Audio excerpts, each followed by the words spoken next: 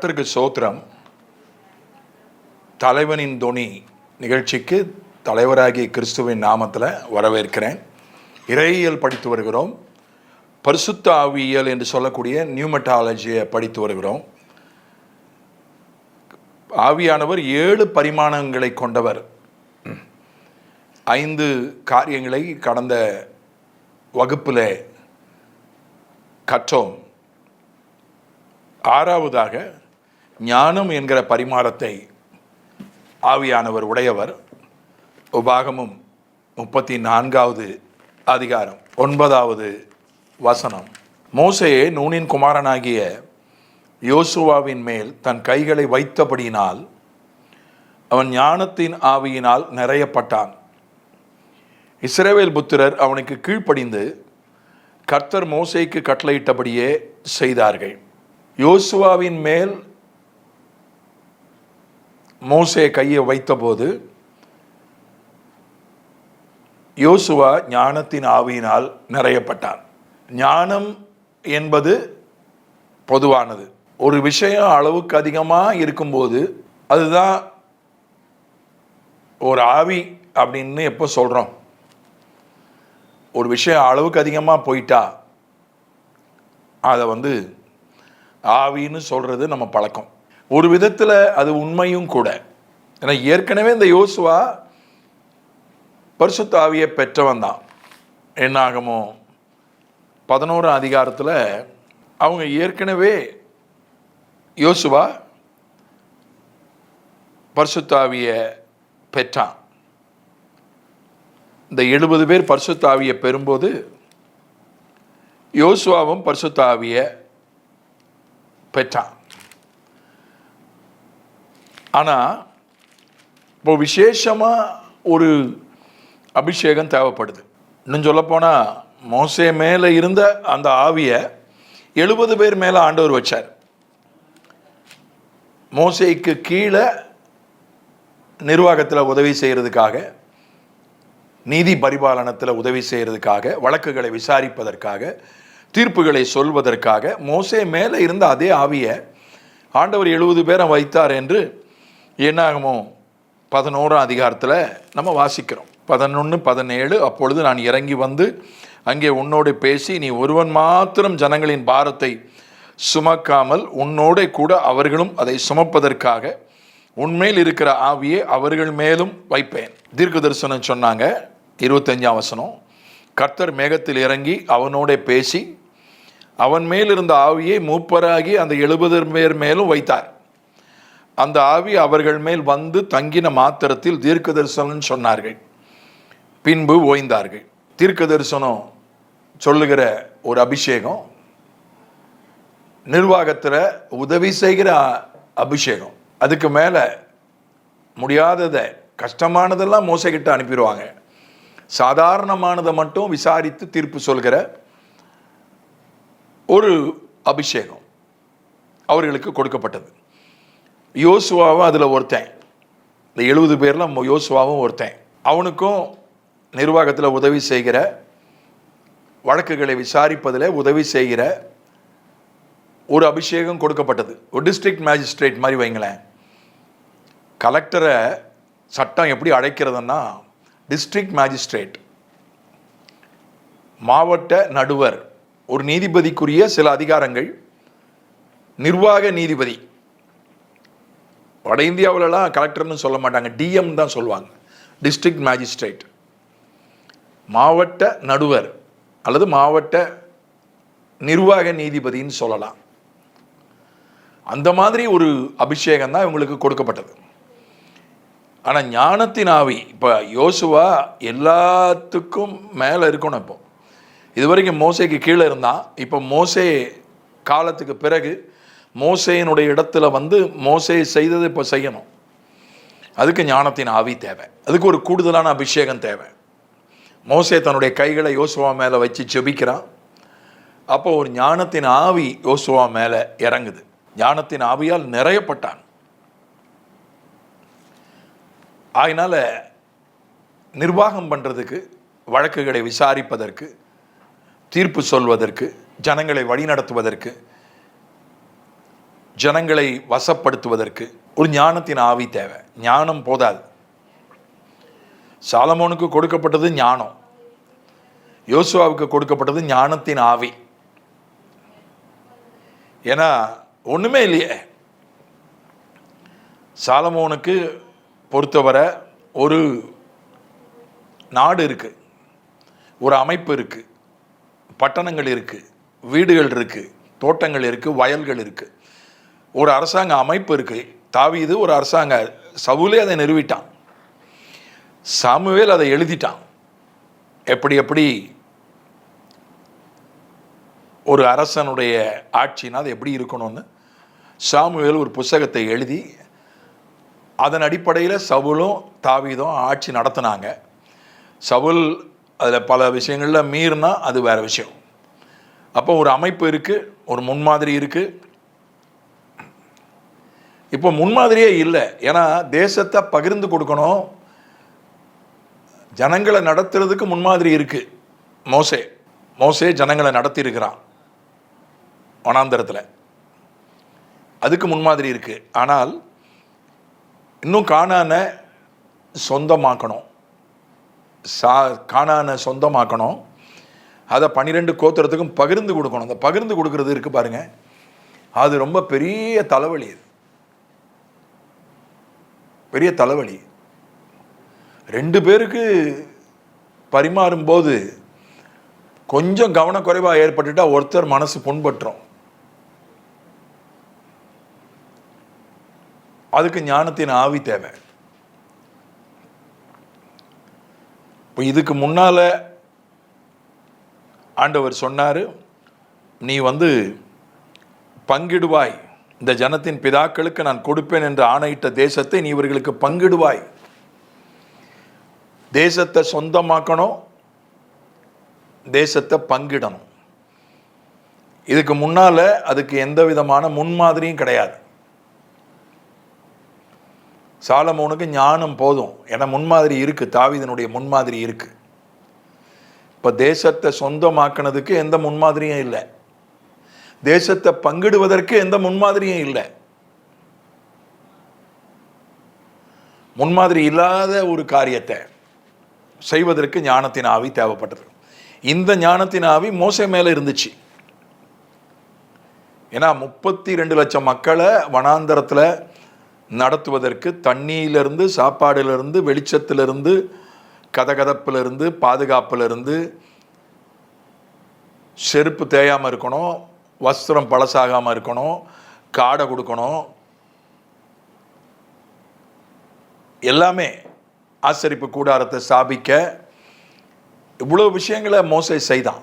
இதெல்லாம் முன்னால பிரசிடென்ஸ் கிடையாது, முன் உதாரணம் கிடையாது. புதுசா ஒன்று செய்யணும், அதுக்கு ஞானத்தின் ஆவி மோசேக்கு தேவைப்பட்டது. இப்ப யோசுவாவுக்கு அதையும் செய்யணும், தேசத்தை சொந்தமாக்கணும், பகிர்ந்து கொடுக்கணும். அதுக்கு முன்னுதாரணம் கிடையாது, புதுசா செய்ய போறான். யாருக்கும் அதில் அனுபவம் கிடையாது, ஆலோசனை கேட்க முடியாது, எதுவும் முன் உதாரணம் இல்லை அதை பார்த்து செய்யறதுக்கு. அப்ப ஞானத்தின் ஆவியால் நிறைந்திருந்தால் தான் அதை செய்ய முடியும். ஞானத்தின் ஆவியால் அவன் நிறையப்பட்டான்.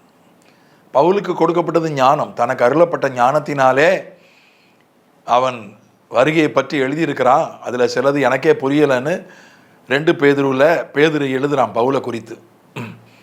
பவுலுக்கு கொடுக்கப்பட்டது ஞானம். 9 வரத்துல ஒரு வரம் ஞானத்தை போதிக்கும் வசனம்னு ஒரு வரமே இருக்கு. ஆனா ஆவியானவரே ஞானத்தின் ஆவியாய் மாறி 7 நிறம் இல்லாம ஒரே நிறமா, வானவில்ல 7 நிறம் இருக்கும், ஆனா ஒரே நிறமா, முழுக்க முழுக்க ஞானமா, ஞானத்தின் ஆவியாய் ஆவியானவர் அவர் இந்த யோசுவாவை நிரப்பினார். அவ்வளவு ஞானம் தேவைப்பட்டது. ஆகினால அவர் ஞானத்தின் ஆவியாக, அவருடைய பரிமாணங்கள்ல ஒன்று ஞானத்தின் ஆவி. இன்னொரு பரிமாணம், 7வது பரிமாணம், அதை நாம் எபிரேயர் 10ஆம் அதிகாரம் 29ஆம் வசனத்தில் படிக்கிறோம். கிருபையின் ஆவி தேவனுடைய குமாரனை காலின் கீழ் மிதித்து தன்னை பரிசுத்தம் செய்த உடன்படிக்கையின் இரத்தத்தை அசுத்தம் என்று எண்ணி கிருபையின் ஆவியை நிந்திக்கிறவன் எவ்வளவு கொடிதான ஆக்கினைக்கு பாத்திரமானாய் இருப்பான் என்று யோசித்து பாருங்கள். கிருபையின் ஆவி என்று புதிய ஏற்பாட்டிலே அவர் அழைக்கப்படுகிறார். பழைய ஏற்பாட்டில் ஞானத்தின் ஆவி என்கிற வார்த்தை பழைய ஏற்பாட்டில் இருக்கு. ஆனால் பழைய ஏற்பாட்டில் கிருபையின் ஆவின்ற வார்த்தை இல்லை. ஏனென்றால் உடன்படிக்கை இல்லை, தேவனுடைய குமாரன் பழைய ஏற்பாட்டில் வெளிப்படலை, இயேசுவனுடைய ரத்தம் பழைய ஏற்பாட்டில் சிந்தப்படலை. இவ்வளவு கிருபை பழைய ஏற்பாட்டில் கிருபை இருந்துச்சு. ஆனால் புதிய ஏற்பாட்டில் கிருபையின் மேல் கிருபை. மோசேக்கு ஆண்டவர் கிருபையை தந்தார். ஆனால் அதை விட நியாயப்பிரமாணம் தான் மேலோங்கி நின்றது. ஆனால் புதிய ஏற்பாட்டில் அப்படி இல்லை. நியாயப்பிரமாணத்தை மீறி அதை விட அதை மூடி அதை மூழ்கடித்து அதை மறக்கடிக்கிற அளவுக்கு கிருபை உண்டானது. எப்படி எல்லா மலைகளுக்கு மேலே நோவாவின் வெள்ளம் நின்றுச்சோ அது மாதிரி கிருபை ஒரு வெள்ளம் போல பெருகிடுச்சு, எல்லாத்தையும் மூழ்கடித்து விட்டது கிருபை. அப்படிப்பட்ட ஒரு கிருபை புதிய ஏற்பாட்டில் உண்டானது. தகுதி இல்லாதவர்களுக்கெல்லாம் தேவனுடைய இரக்கம், தேவை இல்லாதவர்களுக்கு கூட தேவனுடைய இரக்கம். யாவர் மேலும் ஊற்றப்பட்டாரே ஆவியானவர். பழைய ஏற்பாட்டில் அப்படி இல்லை. தீர்க்கதரிசிகளுக்கு மட்டும்தான் ஆவியானவர், ஆசாரியர்களுக்கு மட்டும்தான் ஆவியானவர், தலைவர்களுக்கு, ராஜாக்களுக்கு, ஜனத்தினுடைய தலைவர்களாகிய மூப்பர்களுக்கு மட்டும்தான் ஆவியானவர், மற்றவர்களுக்கு கிடையாது. ஆனால் புதிய ஏற்பாட்டில் இயேசுவின் இரத்தத்தால் கழுவப்பட்ட எல்லாருக்கும் ஆவியானவர். மாம்சமான யாவர் மேலும் என் ஆவியை ஊற்றுவேன். கிருபையின் ஆவி. எனக்கு எதுக்கியா பரிசுத்த ஆவி அப்படின்னு ஒருத்தன் நினைக்கிறான். அவனுக்கும் பரிசுத்த ஆவி கொடுக்கப்படுகிறது. ஆசாரியன் எல்லாரும் ஆசாரியர்கள் ஆனதுனால புதிய ஏற்பாட்டில் இயேசுவின் இரத்தத்தால் கழுவப்பட்ட எல்லாரும் பரிசுத்த ஆவி பெறுவது புதிய ஏற்பாட்டில். எல்லாரும் இயேசுவின் இரத்தத்தால் வெளிப்படுத்தல் 1 சொல்கிறது, இயேசுவின் இரத்தத்தால் கழுவப்பட்ட எல்லாரும் ஆசாரியர்கள் தான். அதனால் எல்லாரும் மற்றவர்களுக்காக ஜெபிக்கணும். எல்லாரும் 1 பேதுருல அப்படி படிக்கிறோம். மற்றவர்களுக்காக பலிகளை செலுத்தணும், சோத்திர பலிகளை மற்றவர்களுக்காக செலுத்துகிற பொறுப்பு எல்லார் மேலேயும் வந்துச்சு. பழைய ஏற்பாட்டில் ஆரோனுடைய குடும்பத்தாருக்கு மட்டும்தான் அந்த பொறுப்பு.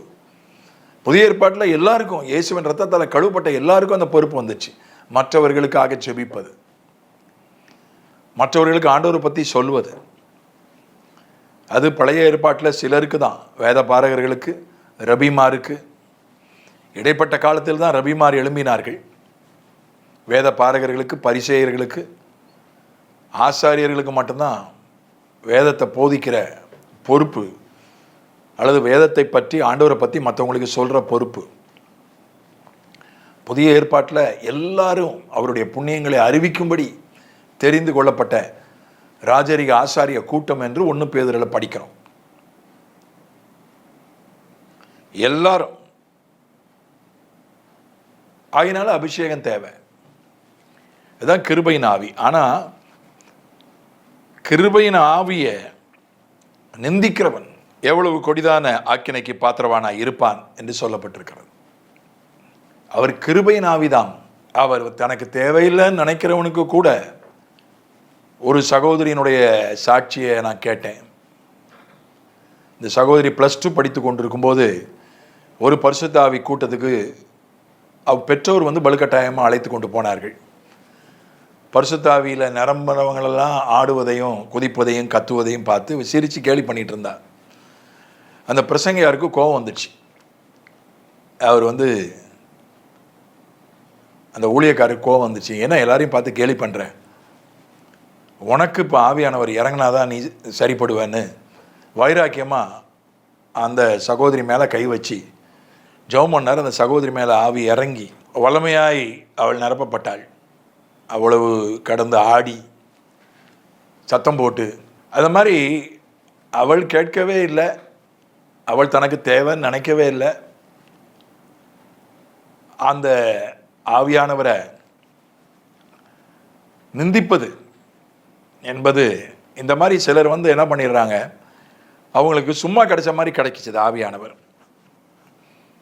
டிஜிஎஸ் தினகரன் அவர்கள் சொல்லுவார்கள், 7 வருஷம் கதறி கதறி ஜெபித்தாராம். அப்போதெல்லாம் பரிசுத்த ஆவி கூட்டம் ரொம்ப குறைவாக தான் நடக்கும், அபூர்வமாக நடக்கும். அவர் பேங்க்கில் வேலை பார்த்துட்டு இருந்தார். எங்கே நடந்தாலும் போயிடுவாராம். லீவு நாளில் பரிசுத்த ஆவி கூட்டம் எவ்வளவு தூரத்தில் கிராமத்தில் நடந்தால் கூட போயிடுவாராம். எல்லாரும் பரிசுத்த ஆவி பெற்றுக்கொள்வார்களாம், அவர் மட்டும் பெற மாட்டாராம். 7 வருஷம் பரிசுத்த ஆவிக்காக கதறி அழுது அவர் ஜெபித்து அவருக்கு கிடைக்கல. 7 வருஷம் கழிச்சு தான் கிடைச்சது. அதனால தான் அது அவனுடைய வல்லமையாய் ஆவியானவர் அவரை பயன்படுத்தினார். சுவிசேஷம் சொல்வதில், வியாதிகள் சுகமாவதில், வெளிப்பாடுகளை சொல்வதில் கர்த்தர் அவரை வல்லமையாய் பெரிய அளவில் பயன்படுத்தினார். என்னுடைய வாழ்வில் 1 வருஷம் நான் கதறி அழுதேன் பரிசுத்த ஆவிக்காக. எனக்கு உடனே கிடைக்கல. 1 வருஷம் கதறி அழுது, நேரம் கிடைக்கும் போதெல்லாம் ஆவியானவருக்காக அழுது ஜெபித்து 1 வருஷம் கழிச்சு தான் எனக்கு ஆவி கிடைச்சது. அந்நிய பாஷை பேசுகிற அனுபவம் கூட ஆவியை பெற்ற உடனே எனக்கு உண்டாகலை. பல மாதங்கள் கழிச்சு தான் அந்நிய பாஷை பேசுகிற அனுபவம் எனக்கு கிடைச்சிது. அதனால தான் அதை காத்துக்கொள்ள ஆண்டவர் எனக்கு அதனுடைய முக்கியத்துவம் தெரியும். பல மாதங்கள் கண்ணீர் விட்டு ஏங்கி தவித்து காத்திருந்து பெற்ற ஒரு காரியம் என்பதனால அதனுடைய முக்கியத்துவம் தெரியுது. டிஜிஎஸ் தினகரன் அவர்களுக்கு 7 வருஷம் அவர் கதறி அழுது அங்கும் இங்கும் ஓடி கடைசியில் பெற்றதுனால அதனுடைய முக்கியத்துவம் அவருக்கு தெரிஞ்சது. ஒரு விஷயம் சும்மா கிடைச்சிருச்சுன்னா எந்த ஒரு எதிர்பார்ப்போ ஏக்கமோ காத்திருப்போ இல்லாமல் சும்மா கிடைச்சிச்சுன்னா அதனுடைய முக்கியத்துவம் பலருக்கு தெரியறதில்லை. கிருபையின் ஆவி அப்படிதான். கிருபையின் ஆவி, நான் ஒரு செய்தியை கேள்விப்பட்டு ரொம்ப அதிர்ச்சி அடைஞ்சேன். ஒரு பெரிய ஸ்தாபனத்தில், ஒரு பெந்தேகோஸ்தே ஸ்தாபனத்தினுடைய ஒரு கிளை சபையினுடைய போதகர், ஊர்ஜிதப்படுத்தப்பட்ட ஒரு தகவல், நான் ஊர்ஜிதப்படாத தகவல்களை எல்லாம் சொல்வதில்லை, நல்லதோ கெட்டதோ அதை சொல்வதில்லை, இந்த மாதிரி விஷயங்களை நான் பொதுவாக சொல்வதில்லை. ஆனாலும் உதாரணத்துக்காக சொல்ல வேண்டியதாக இருக்கிறது. உலகத்தில் இருக்கக்கூடிய மிகப்பெரிய பெந்தேகோஸ்தே ஸ்தாபனத்தின் ஒரு கிளை சபையின் போதகர் ஜனங்களை மோசடி பண்ணியிருக்கார். இருடியும் விற்கிறேன்னு சொல்லி தன்னுடைய சபையினுடைய ஒரு பகுதியிலேயே ஒரு சின்ன அறையில் ஒரு லேப் மாதிரி வச்சு, நான் இருடியும் வச்சிருக்கிறேன் அப்படின்னு சொல்லி வீடியோஸ்லாம் எடுத்து, எனக்கு ரிசர்வ் பேங்க்ல இருந்து லெட்டர் வந்திருக்குன்னு போலியான லெட்டர்களை தயாரித்து இத்தனை கோடி ரூபாய் எனக்கு வந்திருக்குன்னு சொல்லி, அதுக்கு சில லட்சங்கள் தேவை, அது வந்தவனை கொடுத்துட்றேன், கோடி கோடியாக எனக்கு பணம் வந்திருக்குன்னு லெட்டர்களை காமிச்சு எஸ்எம்எஸ் வர வச்சு, போலியான எஸ்எம்எஸ்களை அனுப்பி, ரிசர்வ் பேங்க்லேருந்து வெளிநாட்டு வங்கியிலேருந்து வருவது போல போலியான எஸ்எம்எஸ்களை அனுப்பி லட்சக்கணக்கான ரூபாய் மோசடி பண்ணியிருக்கிறேன். இது ஊர்ஜிதமான உண்மை. எனக்கு ரொம்ப ஆச்சரியமா, பாரம்பரிய சபையினுடைய ஊழியர்கள் சில நேரங்களில் சண்டை போடுறாங்க, சில நேரங்களில் சில புகார்களுக்கு உள்ளாகிறார்கள். அதை பற்றியே நம்ம பாரப்படுறோம். நம்ம மிக கண்டிப்பான ஒரு பெந்தேகோஸ்தே ஸ்தாபனம், 1 வருஷத்துக்கு ஒருக்கா அவங்களுடைய பாரம்பரிய சபையில் கூட 5 வருஷத்துக்கு ஒருக்கா தான் அவங்க லைசன்ஸை பிஷப்கிட்ட போய் புதுப்பிக்கணும். இங்கே வருஷம் ஒருக்கா தான் 1 வருஷம் தான் அவங்களுக்கு கொடுக்கப்படுகிற அந்த பாஸ்டர் லைசன்ஸ் 1 வருஷம் தான், வருஷம் அவங்க புதுப்பிக்கணும். அவ்வளவு கண்டிப்பான ஒரு ஸ்தாபனத்தில் ஆடிட்டிங் உண்டு, கணக்கு வழக்கு கொடுக்கணும், கமிட்டி உண்டு, எல்லாம் உண்டு, மிக கண்டிப்பான உபதேசங்கள். இப்படி ஒரு மோசடி பண்ண எப்படி அவருக்கு மனம் வந்தது? தேவனுடைய உலகத்தார் மத்தியில் ஒரு தூஷணம், அதனுடைய அருமை தெரியல. அதான் இங்க சொல்லப்பட்டிருக்கு. அப்படிப்பட்ட ஆண்டவருடைய இரத்தத்தையும் குறித்து ஒரு அலட்சியம். ஆண்டவரே ஒரு அலட்சியம் தானே. தேவனுடைய குமாரனை காலின் கீழே மிதித்து, அந்த வசனத்தை படிங்க, பயமா இருக்கு படிக்க. தேவனுடைய குமாரனை காலின் கீழே மிதித்து உடன்படிக்கையின் இரத்தத்தை அசுத்தம் என்று எண்ணி கிருபையின் ஆவியை நிந்திக்கிறவன் எவ்வளவு கொடிதான ஆக்கினைக்கு பாத்திரவானாய் இருப்பான் என்பதை யோசித்து பாருங்க.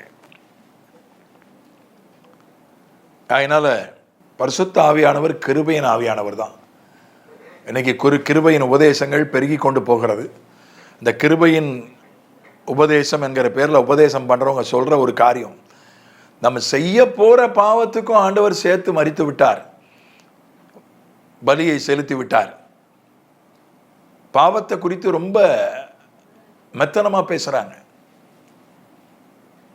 நீ பாவம் செஞ்சாலும் பரவாயில்ல, நம் தப்பி தவறி பாவத்தில் விழுந்து விட்டால் நம்மை மன்னிக்கிறார், கழுவுகிறார், சுத்திகரிக்கிறார், நாம் உண்மையாய் மனம் திரும்பும் போது உதவி செய்கிறார் என்பதில் தான் எந்த சந்தேகமும் இல்லை. ஆனால் நீ பாவம் செய்யலாம், பாவம் செய்கிறது ஒன்றும் பெருசு இல்லை என்பது போல பாவத்தை குறித்த ஒரு அலட்சியமான ஒரு போக்கு, ஒரு மெத்தனமான போக்கு, பாவத்தை ஒரு சீரியஸாக எடுத்துக்கொள்ளாத ஒரு போக்கு, அதுதான் இங்கே நம்ம பார்க்கிறோம். எப்படி ஒரு சராசரி ஒரு உலகத்தான் கூட செய்ய மாட்டான். இருடியும் மோசடிலாம், ரிசர்வ் பேங்க்கில் வெளிநாட்டிலேருந்து பணம் வந்திருக்குன்ற மோசடி தான் கோடிக்கணக்கில் லட்சக்கணக்கில் வாங்கி அவர் பல வீடு கட்டியிருக்கிறாரு, மகளுக்கு வீடு கட்டி கொடுத்துருக்கிறாருன்னெலாம் சொன்னாங்க. உடன் ஊழியர்களே சொன்னாங்க, அந்த ஸ்தாபனத்தினுடைய உடன் ஊழியர்களே எனக்கு சொன்னாங்க. அவங்க தான் அதை சொன்னாங்க. அதுக்கப்புறம் நான் பத்திரிகை செய்தியிலும், நம்பகமான பத்திரிகை செய்திகளையும் நான் வாசித்து ஊர்ஜிதப்படுத்தி கொண்டேன். எவ்வளவு அவர் கிருபையின் ஆவிதான். ஆனால் அந்த கிருபையின் ஆவியை நம்ம அலட்சியம் பண்ணும்போது, மதிக்காமல் போகும்போது, அது ஒரு பயங்கரமான தண்டனை வரும்னு தான் போட்டிருக்கு. கிருபை கிடைக்கும்னு போடலை. கிருபையின் ஆவி நீ என்ன வேணா செய்யலாம். கிருபைன்னு சொன்ன ஒரு பெரிய ஒரு பாடகர், ஒரு பெரிய ஆராதனை நடத்துனர் பாவத்தில் விழுந்துட்டார் என்கிற செய்தியை பரவலாக மீடியாவில் சொல்லப்படுகிற செய்தியை கேட்டு நமக்கு ரொம்ப துக்கமாக இருக்குது, அதிர்ச்சியாக இருக்குது. கொடிதான ஆக்கினை. இன்னும் சொல்ல போனால் மோசே காலத்தில் உள்ள ஆக்கினியை விட மோசமான ஆக்கினைன்னு தான் இங்கே சொல்லப்பட்டிருக்கு. 28 சொல்லுது, எபிரேயர் 10:28, மோசேனுடைய பிரமாணத்தை தள்ளுகிறவன் இரக்கம் பெறாமல் 2-3 சாட்சிகளின் வாக்கினாலே சாகிறானே, அதைவிட கொடிதான ஆக்கினை. 26 சொல்லுகிறது, சத்தியத்தை அறியும் அறிவை அடைந்த பின்பு நாம் மனப்பூர்வமாய் பாவம் செய்கிறவர்களாய் இருந்தால் பாவங்களின் நிமித்தம் செலுத்தத்தக்க வேறொரு பலி இனி இராமல். அதனால கிருபையின் ஆவிதான் தேவையில்லைன்னு நினைக்கிறவங்களுக்கும் ஆவியானவர் ஊற்றப்படுகிறார், தகுதி இல்லாதவர்களுக்கு ஊற்றப்படுகிறார், ஆயத்தம் இல்லாதவர்களுக்கு ஆவியானவர் ஊற்றப்படுகிறார். ஆனால் அந்த பரிசுத்த ஆவியை, அந்த கிருபையின் ஆவியை அற்பமாக எண்ணி மதிக்காம அலட்சியம் பண்ணி துணிகரமாக பாவம் செய்கிறவங்களுக்கு, துணிகரமான பாவம், பரிசுத்த ஆவியை பெற்றவர்கள் சிலர் செய்கிற பாவங்களெல்லாம், துணிகரமான பாவங்களெல்லாம் பார்க்கும்போது பயங்கரமாக இருக்கிறது. கொடிய ஆக்கினை, கொடிய ஆக்கினை. ஆனால் கிருபையின் ஆவி என்பதனுடைய அர்த்தம் இதுதான். அதுதான் அப்படித்தான் இந்த வசனத்தில் சொல்லப்பட்டிருக்கு. தனியாக கிருபையின் ஆவியை மட்டும் பிச்சு, அந்த 2 சொல்ல மட்டும் பிச்சு எடுத்து ஒரு அர்த்தத்தை நம்ம சொல்ல முடியாது. அந்த கான்டெக்ஸ்டில் தான், எந்த சூழலில் அது சொல்லப்பட்டிருக்கிறதோ அந்த சூழலில் தான் சொல்ல முடியும். பிதாவே, இயேசுவின் நாமத்தில் ஆவியானவருக்காக நன்றி செலுத்துகிறோம். அவர் ஞானத்தின் ஆவி. அனுபவத்தில் இருந்து ஆலோசனை சொல்வதற்கு யாருமில்லை, முன் உதாரணம் ஒன்றுமில்லை. எனக்கு என்னால் முடியாது, எனக்கு தெரியாது என்கிற காரியத்தை செய்வதற்கு ஞானத்தின் ஆவியாக அவர் எங்களுக்கு தரப்படுகிறதற்காக நன்றி செலுத்துகிறோம். மோசே மேலே இருந்த ஞானத்தின் ஆவியானவர், யோசுவா மேலே இருந்த ஞானத்தின் ஆவியானவர் எங்கள் மீதும் வந்து கிரியை செய்யும்படியாய் செபிக்கிறோம்.